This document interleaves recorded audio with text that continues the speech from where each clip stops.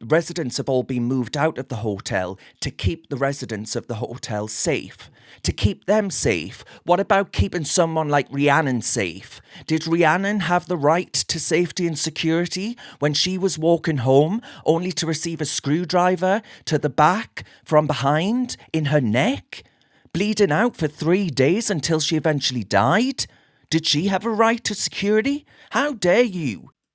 I honestly can't believe what I've just read. This latest update has made us feel sick to the pit of me stomach.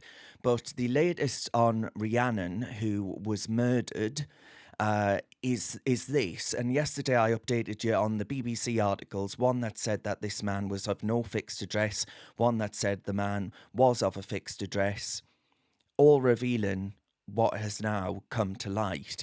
So this woman here, Rhiannon Sky White, a 27-year-old British woman who it appears worked in a hotel, and she was murdered with a screwdriver in the neck from behind at a railway station after she left work. She remained on hospital on life support and died 3 days later. The family have obviously paid tribute, calling her a selfless person who was there for anyone that needed it.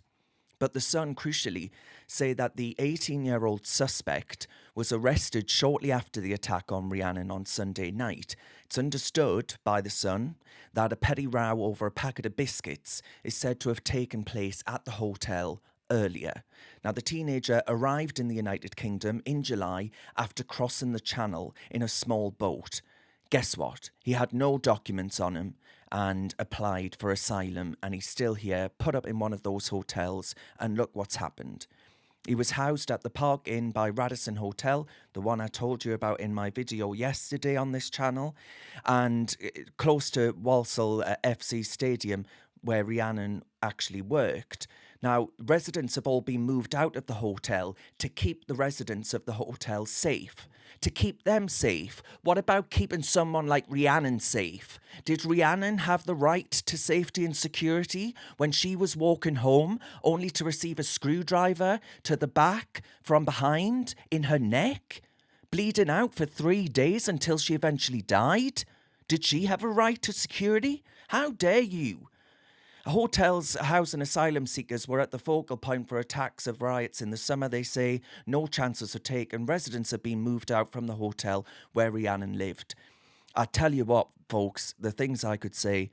Rhiannon finished her shift at the 4-star hotel at 11 o'clock on the Sunday. She was aiming to catch the 11:21 train to Walsall where she lived. She never made it. Police were called by 11:25 by a member of the public who found her lying unconscious at the train station. Stabbed from behind with a screwdriver. She died in hospital on Wednesday. I mean, when are we going to wake up to this? Like, these people don't have a right to be here.